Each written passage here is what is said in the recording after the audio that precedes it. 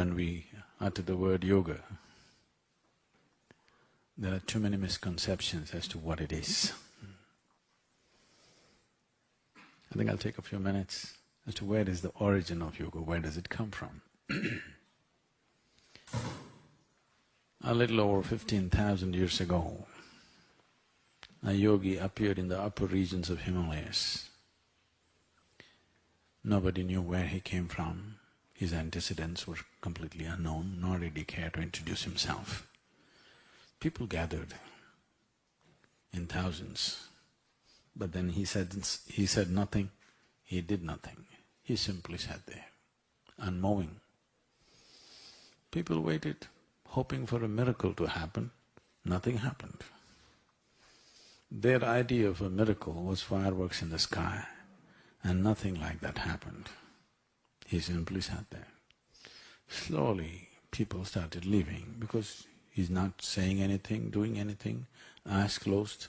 You can barely make out whether he's alive or not. Once in a way, tears of ecstasy are dripping down his cheeks, otherwise nothing is happening. Then everybody left. Only 7 people stayed on because they recognized the miracle. See, the nature of our body is such, to keep it in any decent state, you have to attend to daily compulsions. You have to eat, you have to drink, you have to relieve yourself, you have to sleep. All these things are happening, it sits here in a decent manner. Any one of these things are not fulfilled, then it will go into another state. Here he simply sat here for months on end, unmoving. So these people, these 7 people recognized that unless someone has transcended their physical nature, one cannot sit like this. So they waited for his attention. After many months, his attention fell upon them and they begged, please, whatever you are experiencing, we would like to know. He was little dismissive, he said, this is not entertainment. But they said they're willing to do anything. So he gave them a few preparatory steps with which they worked on, and after that for many years his attention did not fall upon them. When the summer solstice approaches, every yogi makes a certain adjustments within himself because whatever happens to the planet naturally happens to this body. Because this body is a product of the way this planet and this solar system is functioning. This is like the potter's wheel by which this has been made. He went into an elaborate science of this later, but to make it very simple, this much is clear to all of us. There's an elaborate science and mathematics involved in this, but leaving that aside, at least this much we understand, that if our mothers' bodies were not in sync with the movement of the moon, the cycles of the moon, we wouldn't be born. Only because it's in sync with this. Similarly with the solar cycles, certain other dimensions of our bodies are in sync with it, and the revolutions of the planet, all these things together made this body the way it is, they made the evolutionary process the way it is. Then he gave this, and when he was making these adjustments after many years, when the solar solstice came, which is the 21st of June, it's very significant that the yoga day is fixed on that day, then he noticed these 7 people had become fantastic receptacles. They have been preparing for years and he never noticed them. When he saw this level of receptivity, he could not ignore them anymore.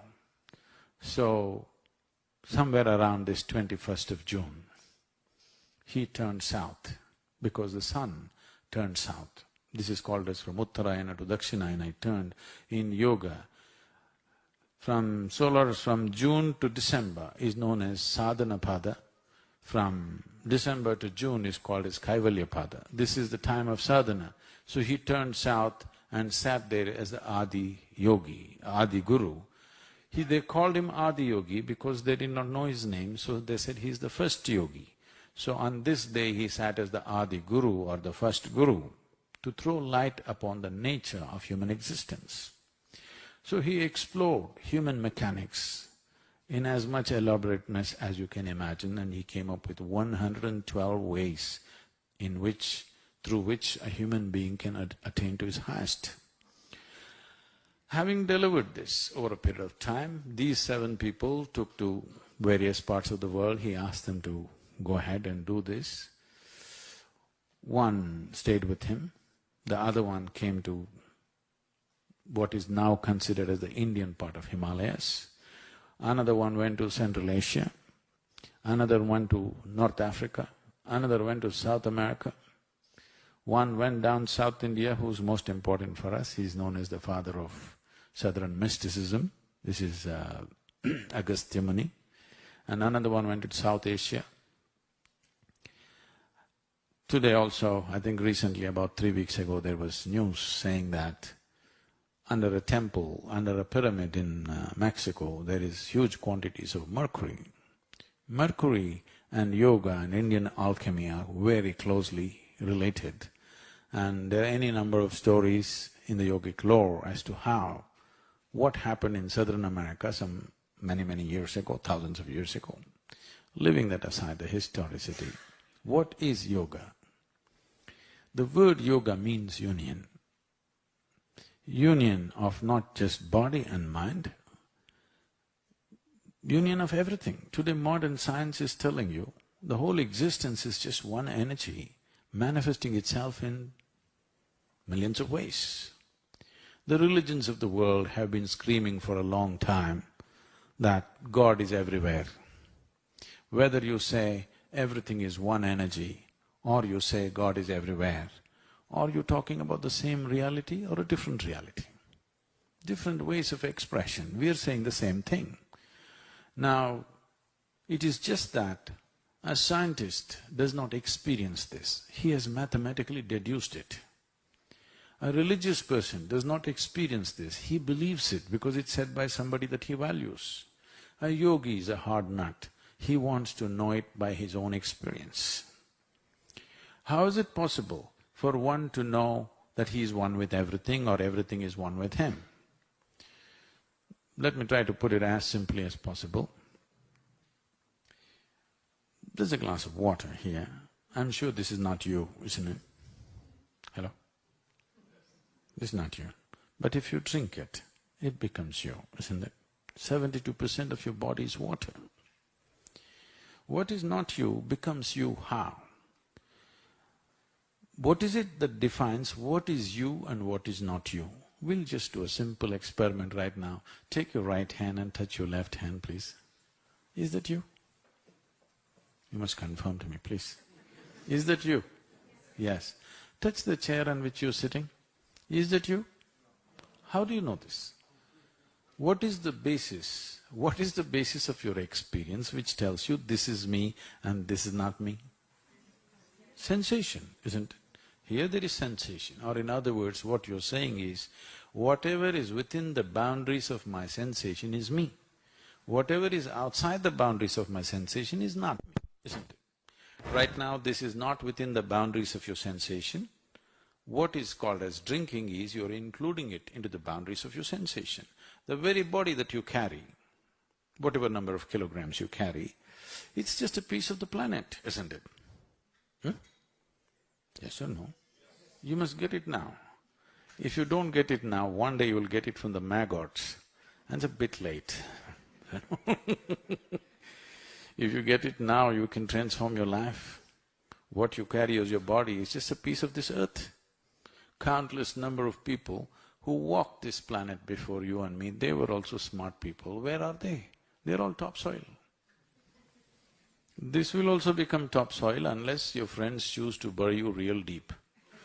No, because some people fear you may rise from the dead, you know. I heard that ambassador was in Israel. This happened. A couple from Texas who were 75 years of age, been wanting to visit the Holy Land for a long time. And at last, when they were over 75, they made the trip. They were totally overwhelmed. All the historicity, you know, every cobblestone in Jerusalem is full of history. The lane that Jesus walked, the place where he walked upon the water, where things happened, they were overwhelmed by this whole thing. And unfortunately, The wife had a heart attack and she died. Now the local people who deal with these things, they came to the man and said, see, if you have to transport your wife's body to Texas, it costs $26,000. If you do it here, all the rituals will finish for $10,000. 26,000 plus whatever the local charges there. Then the man thought about it and said, no, I'm taking her to Texas. Then they said, why? Okay, we'll make it 5,000. 5,000. He thought about it and said, no, I'm taking her to Texas. I said, this doesn't make sense. $26,000 for the plane, for the, taking the body, transportation, and then local charges. Why? All right, we'll make it 3,600. It's a land of bargain, He thought about it and said, no. Then they asked, why? It doesn't make sense. He said, in Texas, dead stay dead.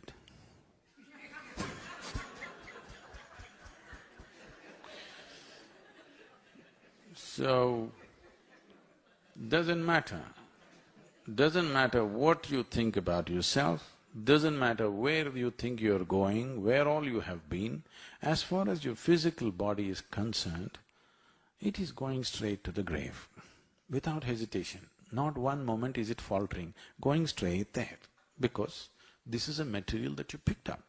The only way you made it yours is by including it into the boundaries of your sensation.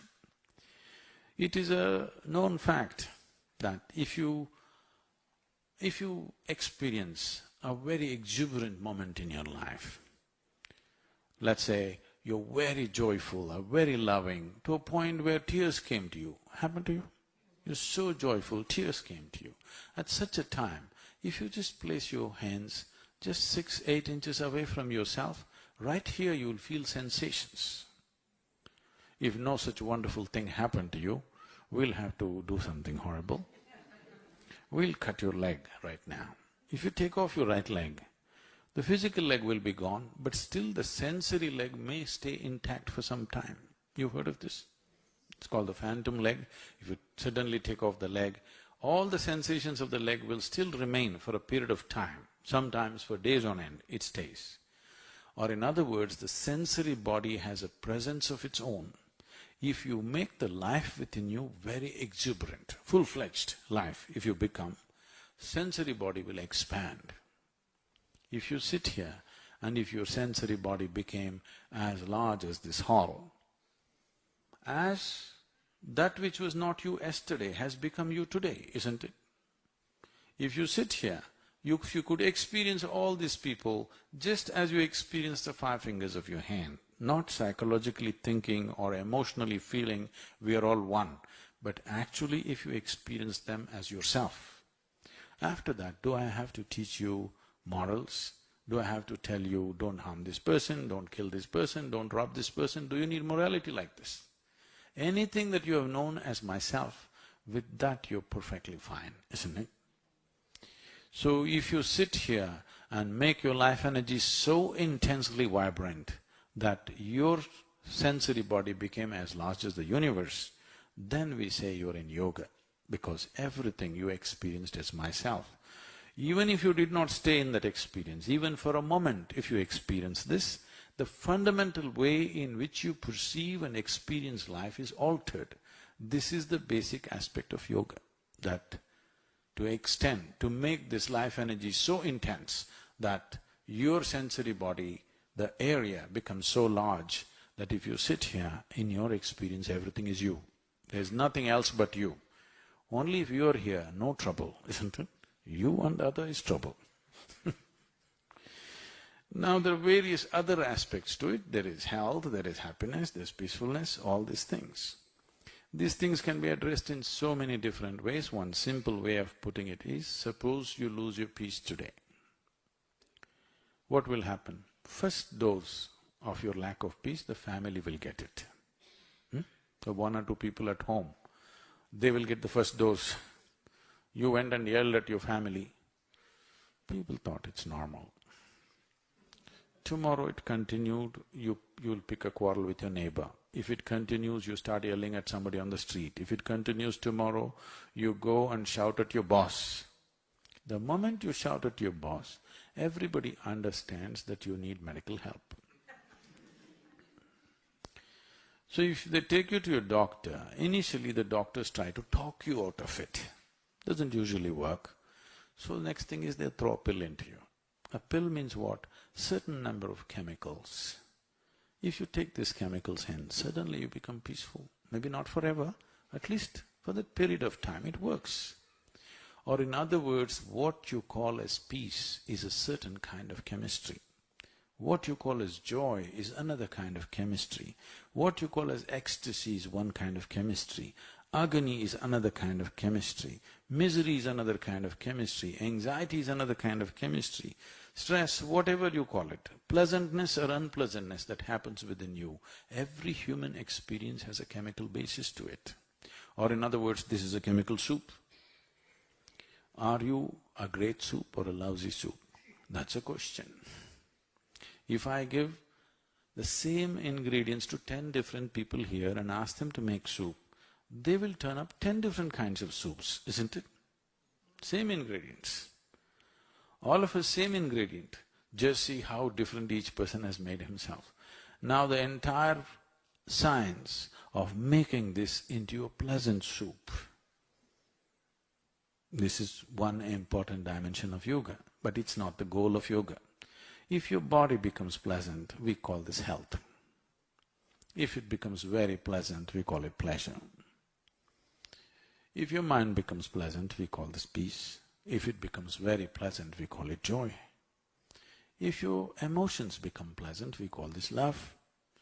If it becomes very pleasant, we call it compassion. If your very life energies become pleasant, we call this blissfulness. If it becomes very pleasant, we call it ecstasy. If your surroundings become pleasant, we call this success. Only to create your surroundings in a pleasant manner, you need the cooperation of many forces around you. But to make your body pleasant, mind pleasant, emotion pleasant, energy pleasant, you need the cooperation of just one person. That's you. External pleasantness, you need the cooperation of many forces. Not always is it possible.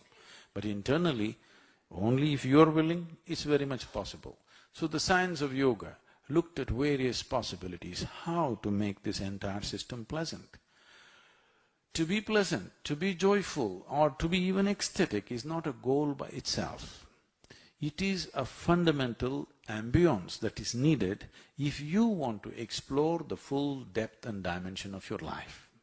If you want to enjoy your dinner tonight, at least you must be peaceful and happy, isn't it? Whether you want to enjoy your work or your family or the people around you or the spring around you, you must at least be peaceful and happy. So to be peaceful and happy is not the ultimate goal of your life. It is the most fundamental requirement of your life. If you become like this, that you're pleasant by your own nature, not because of something that's happening around you, your pleasantness is created by you and it stays that way within you, this means you have no fear of suffering. Only when there is no fear of suffering will you dare to explore life in its full depth and dimension. Otherwise, always, what will happen to me is always the big question. It's a crippled life. As long as fear of suffering exists within you, you will never dare to take full steps. Your life will not be full stride, it will be always a half a step. So to set this, you have to create a chemistry of blissfulness. Whatever, this is the way I am. If this assurance is there, you can jump into anything and do whatever. Or in other words, you are never an issue. You have made yourself in such a way that you are not an issue. Outside there are many issues. We'll deal with it to the extent we can, to the extent the situation allows us, but you are never an issue. At least this much everybody should do to themselves, isn't it? I don't know if you will become the richest man in the world or not. I don't know whether you will climb Mount Everest or not. I don't know whether you will run faster than Mr. Bolt or not. These things will need many things. but at least your experience on this planet should be pleasant. This is something fundamental. This is something every human being needs and deserves.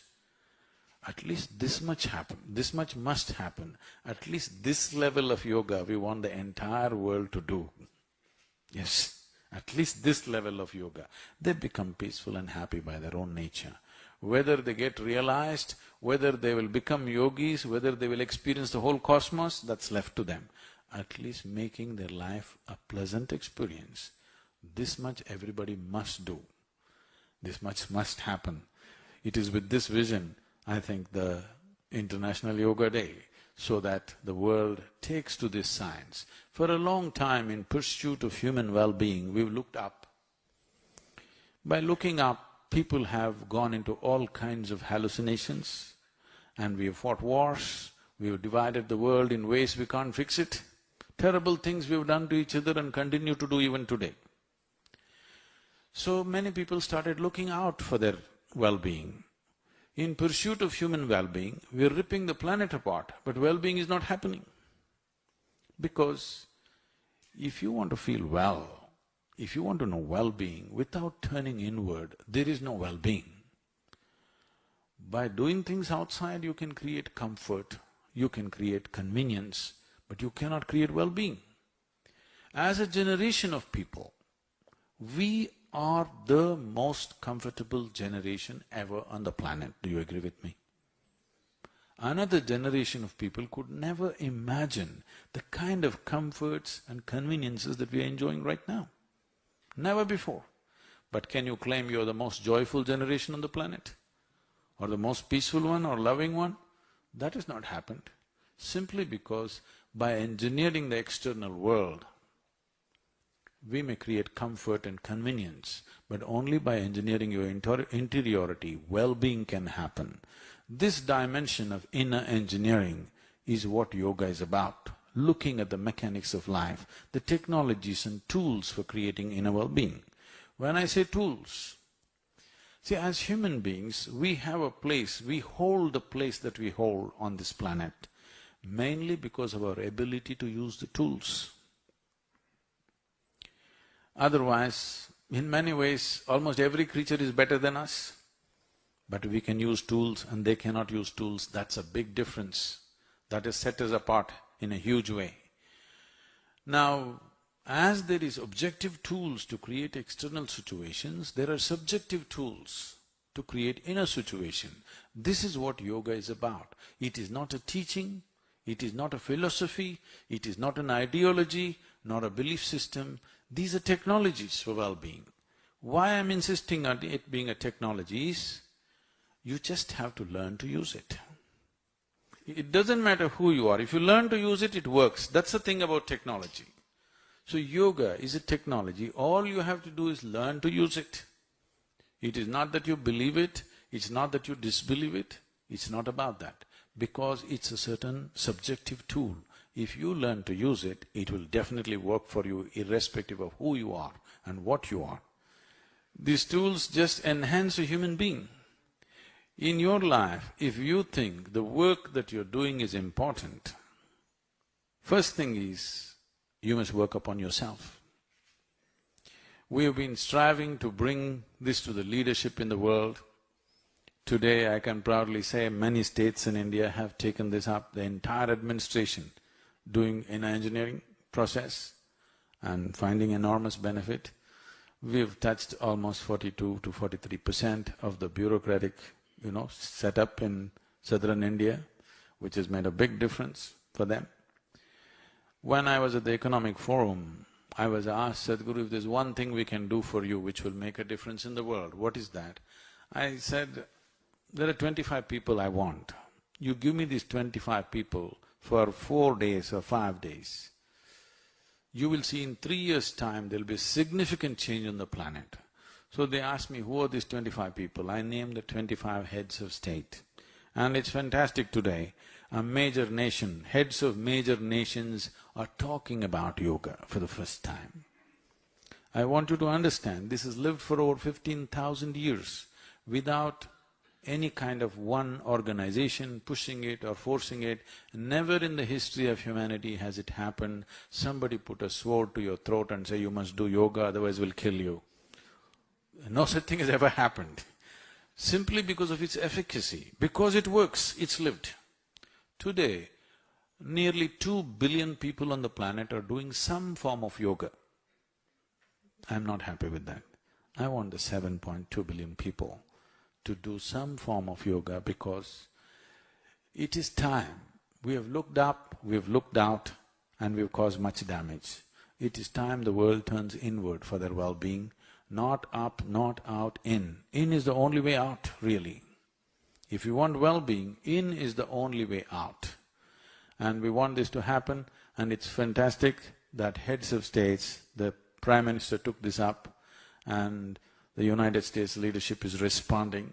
Even the word yoga being uttered by the President of the United States is a very big thing, and he's uttered it too many times in the last few months, which is great. And I hear that among all the UN resolutions, this got the maximum support, some 172 countries. 177 countries. That's truly fantastic that all of them recognize this. This is not about selling a product to people, let this be understood. This is not about propagating a particular culture. This is not about converting everybody into Indian. No. This is about understanding a fundamental science of well-being. There is a science and technology for external well-being, there is a whole science and technology for inner well-being. And this must happen. And for the first time in the world, we are in a position, we are on the threshold position, never before another generation has had this privilege, that today we have the necessary resource, capability and technology to address every human problem on the planet. Never before was this possible. Only thing that's missing is an inclusive consciousness of human beings. And this is what yoga can do, beyond religion, beyond belief systems, beyond caste, creed, race, nationality. People can experience a deep sense of unity within themselves, which is what the world needs. The external technologies are going through the ceiling, but who is handling these technologies will decide whether well-being will come or disasters will come.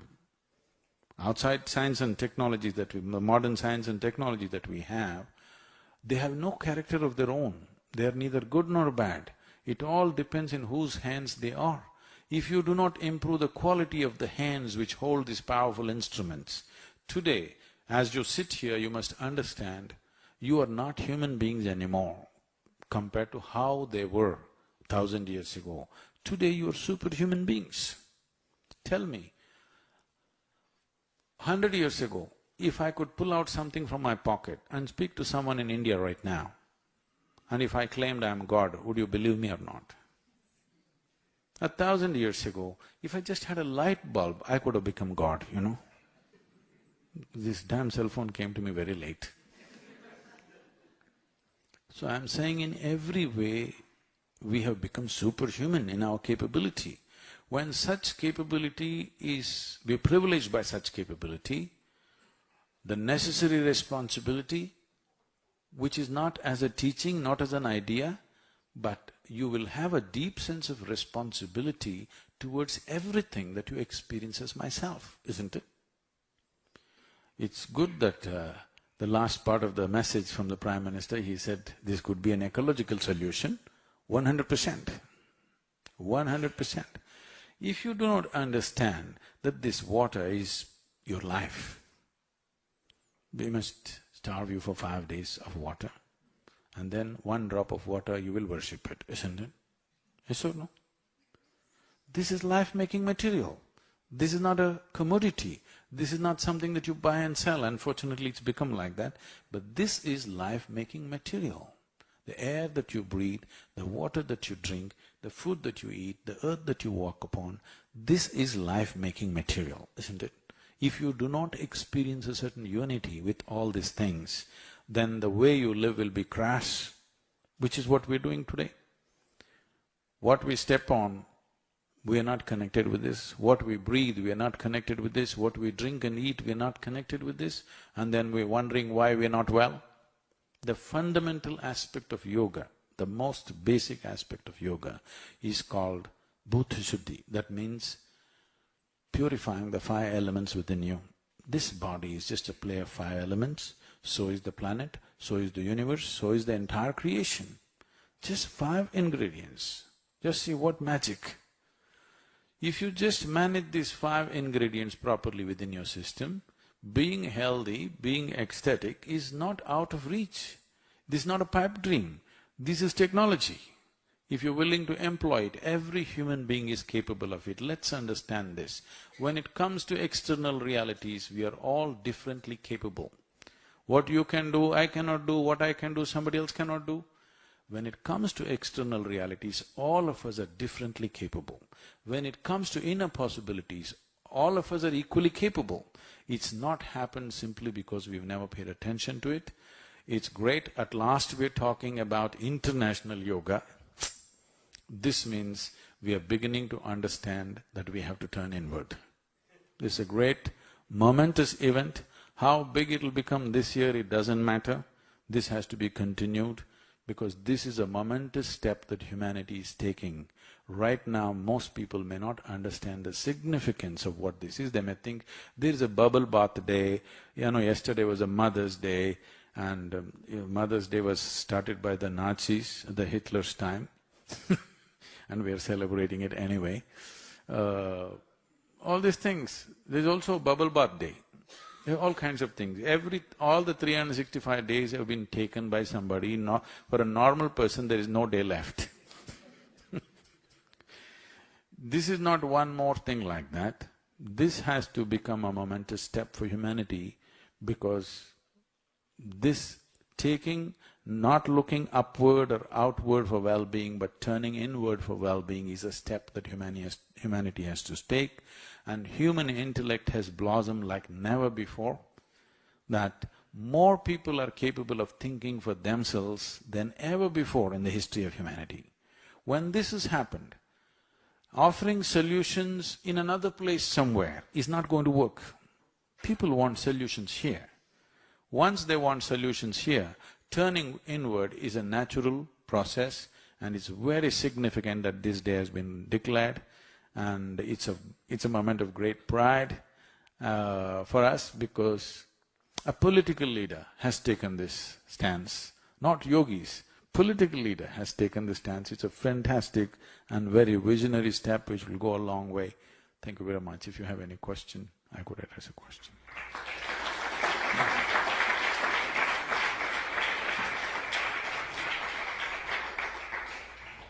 Good evening, Sadhguruji. It's a great honor to see you and hear you talk personally.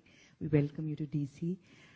Just talking about inner peace and turning inward, I just wanted to ask you, there are all sorts of people in the world, and if a person is living in abject poverty and fighting each day to feed a hungry family or a sick family, or street beggars who are maimed at childhood, etc., how does that person even have the time to look inward, considering the struggles he has to go through hour to hour?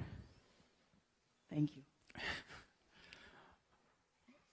I know this is always there, it's not that I'm not concerned about it. But I want you to understand there are more people on this planet who are healthy and miserable than unhealthy and miserable. Yes or no? At least if you're unhealthy, you got a good excuse. Healthy people have no excuse, but they're miserable too. So why is this happening? If instead of addressing human well-being in an essential way, we always want to look at the scabs that humanity has. Yes, there are still many things that have to be settled, there are war zones, there are famine zones, there are ugly patches on the planet which have to be fixed, all that is there. But let me talk about you and everybody like you, whose stomachs are full, everything that you need is around you. Compared to your parents and your grandparents, materially you're way ahead of them, yes or no? Way ahead of them. But I'll ask you a simple question. How many of you can say, at least one day in your life, that is one 24-hour segment in this entire life, have you spent absolutely blissfully, not a moment of agitation, irritation, anger, anxiety, nothing, simply blissed out? I'm telling you, even a handful of people on the planet cannot say yes to this. If one day did not happen the way you want it, that's understandable. But not even one day happened the way you want it, that means something fundamental is off the rack, isn't it? The reason why somebody is not able to eat, let me tell you, in 2011, it seems the world produced enough food for 7.2 billion people. We were only 6.8 billion people on that day. But still half the population doesn't eat. Why do you think? That's not the point. It's good somebody grows ahead. The problem is there's no inclusiveness. There's no sense of, we're in a state that somebody else's suffering is not our suffering, all right? So, what is needed is a more inclusive experience on the planet. If we did not have food and people are hungry, that's okay, what to do? That's a reality. We have enormous food and people are hungry, that's a crime, isn't it? Yes? It's not a disparity, it's a crime. When there is excessive food on the planet and half the population is hungry and malnourished, it's a serious crime as far as I'm concerned. If only, now that the leadership is talking, I'm saying those 25 peoples I talked about of the major nations, if they experienced everything around them as a part of themselves, in 1 year or 2 years' time, significant change can happen on the planet, isn't it? It's not happened because we're always going by this, because we like to go on plucking our wounds and going on focusing on that. Okay, that child was not eaten on the street, what about this maimed person, what about this war? All those things are there. Are you interested in the problems on the planet or are you interested in solutions on the planet? If you're interested in solutions, taking an inward step, particularly for all those people who hold responsible positions in the world, is important, because once you're a leader, what it means is every thought that you generate, every emotion that you generate, every action that you perform is going to impact millions of people. When such a privilege is at hand, how you should keep yourself is important, isn't it? No such work has been done. Our whole idea of education right now is how to enhance our capability, not to enhance the being. I'm saying if you enhance this being, your activity will naturally rise. Now, without enhancing the fundamental life within you, you're trying to enhance your activity, which is horribly stressful. Because you mentioned the word peace, peace is not even an issue. When we were 5 years of age, as a child, being peaceful and happy, was it not natural to you? So at 5, if you were peaceful and joyful, by the time you were 30, you should have become ecstatic. But just the reverse happened. So we have to see what are we doing wrong, isn't it?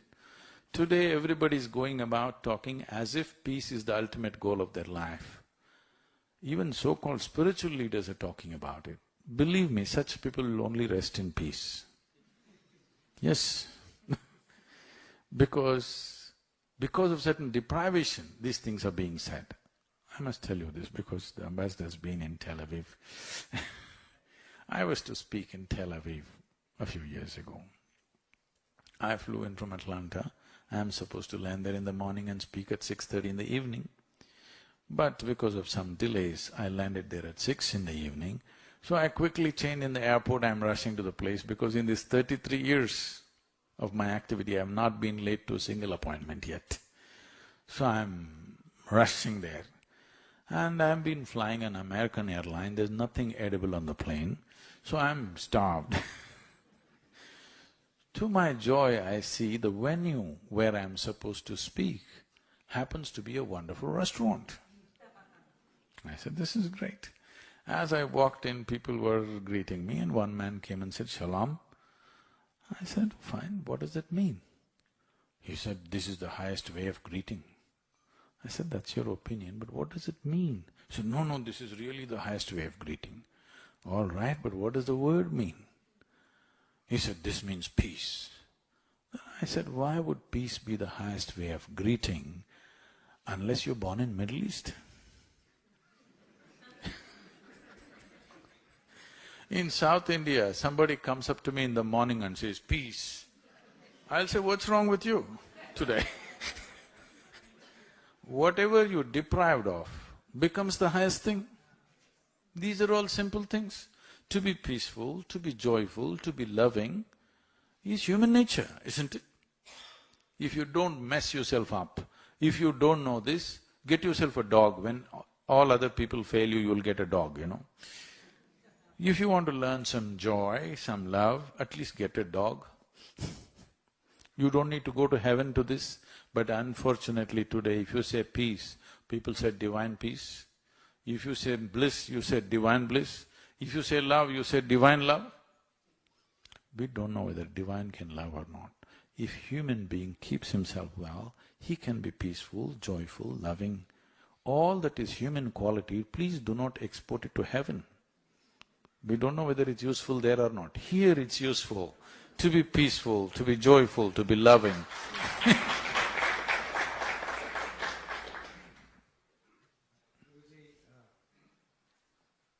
very much. I really like your concept of internal engineering and technology, and this has been evolved for the last several thousand years. I noticed that a lot of this technology is being compromised through different types of yogas, hot yoga and Christian yoga and such yoga. Do you think the technology is being compromised? The internal engineering is being compromised, or the definitions are being compromised? So the thing is, when there is… this is a market economy, the whole world right now, okay? Including Russia and China. So when it's a market economy, it's all a question of demand and supply. There's enormous demand, not enough supply. So just about anybody and everybody is trying to invent their own form of yoga, okay? It could be dangerous over a period of time, but right now I think it's all right because they're generating interest. But classical yoga is of a different nature. This is the work, I feel, this International Day, this is what we need to do to bring the profoundness of yoga to the West, because only the physical of yoga has come largely. To make it a profound process is the most important work. But whatever this other types of yogas you're talking about, you don't have to fear them, they're okay. These are things which always happen. When things happen large scale, things happen. But today somebody will do that kind of fanciful yoga, even if it benefits them a little bit, then they will look for something more profound and more profound, that will happen. But making profound classical system of yoga largely available to the world is important. Right now, the important thing is not getting demand. There is too much demand. To give supply is the biggest problem, because it will take months and years to train a person properly to classical system of yoga. It'll take years of practice. And in today's world, one very scarce material is dedication. In a weekend you can become a teacher. So, if I tell you 3 years you must come and study with me, because somewhere else in 2 weekends you're certified, okay? That's okay, that's part of the commercial process, but I think it'll level out somewhere. Thank you very much, Guruji. And I'm really very much awake and delighted about… I'm glad you're awake. Yes. And as you know, the yoga is transforming the health, and as you mentioned, that the time will come, or it will transform to the humanity to take care of the neighbors and all humanity. it will take time, or is reaching there because we are all very much mature with the knowledge, but not with the science behind that. Wherever there's inability or incapability about a plan, they always fall back on prediction. Please don't fall back on predictions. I am asking you, when will you make it happen around you? What is your plan? International Yoga Day is a plan, not a prediction. No, that is exactly what I'm saying. I'm saying there's no guarantee it'll transform. If we do the right things, it will happen, otherwise it'll not happen. There are many great things on which we have sat on for too long and nothing has happened, all right? So, I'm saying we have to make it happen. Nothing happens out here.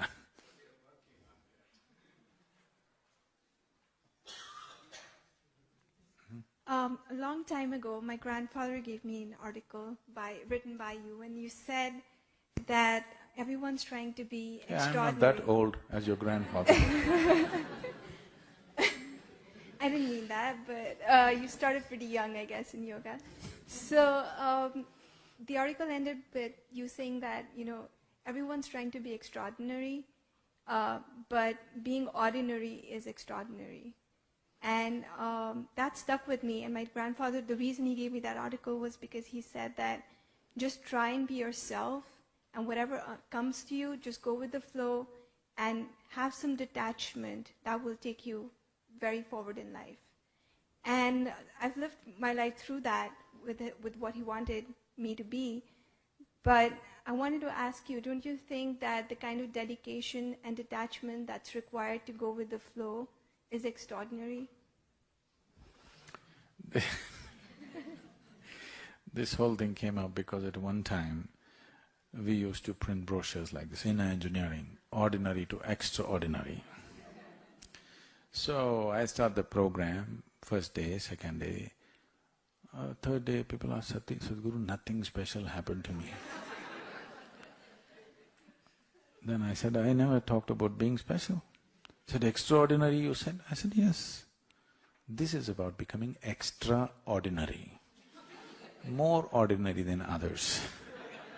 The sickness in the world is, you always want to be better than somebody, which is a great sickness.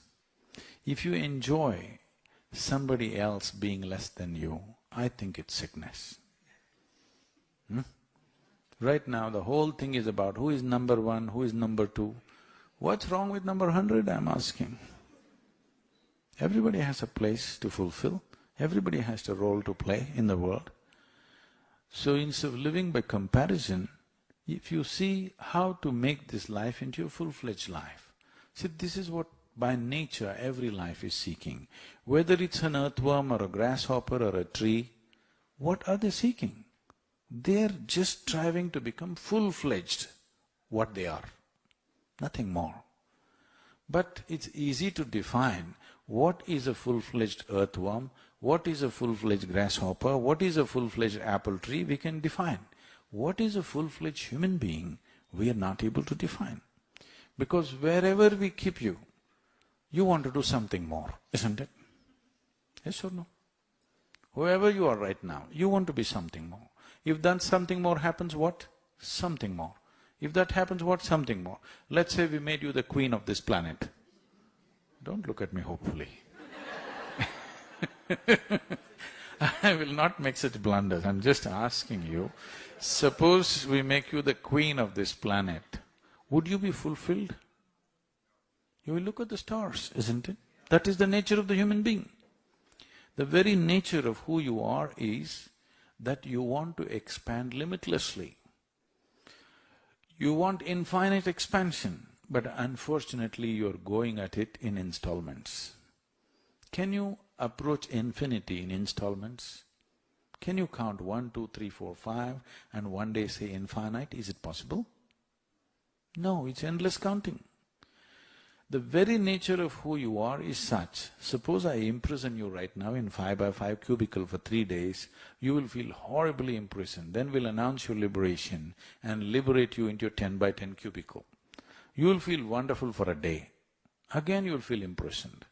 Now we'll liberate you into a 100 by 100 cubicle. You will feel great for 3 days, again the same thing. It does not matter where I set the boundary. The moment you can feel the boundary, you want to break it. Yes or no? So there is something within you which does not like boundaries. There is something within you constantly longing to become boundless. But the only problem, this is a fantastic goal for you. You're seeking to become boundless or infinite is not a small thing. But the method you're employing, the vehicle you're using to get there is hopeless. Because through physical means you're trying to become boundless. The very nature of physicality or the fundamentals of physicality is a defined boundary. Only because there is a boundary, physical is possible. Right now we call this a physical body because it has a defined boundary. If I take away all the boundaries of this body, can you call this physical? So the fundamentals of physicality is boundary, but your innermost longing is to become boundless. Through physical means, if you approach boundlessness, it's going to be an endless run.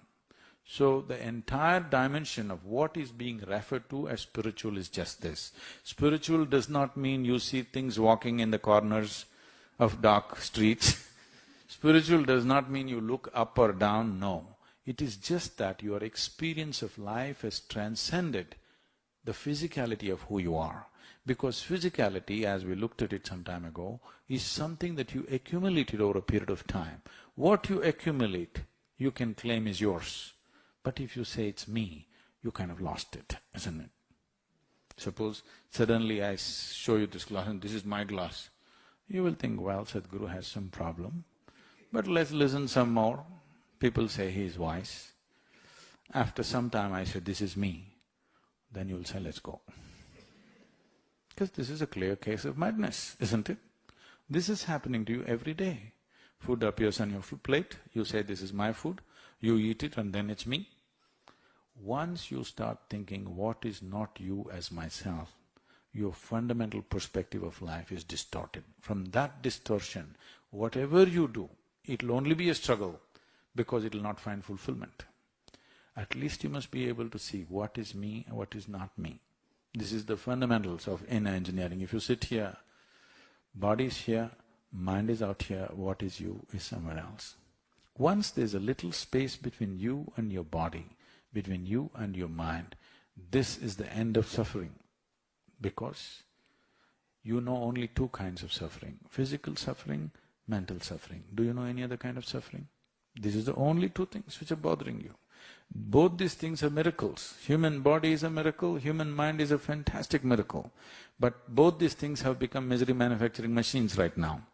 Simply because you have a supercomputer and you have not even bothered to read the user's manual. This is the problem with you. This International Yoga Day, you must at least start reading the user's manual. What is the nature of this? Let's start looking at this. Thank you very much for being here. Putting an end to the cycle of birth and death. I always insist that you don't believe anything that is not yet your experience. It doesn't matter who says it. This does not mean disbelief. No, you don't know, that's all. Somebody tells you a story, you don't know whether it's true or it's not true. So even if I say something, don't believe this nonsense. Everything that human beings can do is essentially an expression of who they are. Somebody sings a song, somebody dances, somebody writes a book, somebody paints a picture. Whatever else we do is an expression of who you are.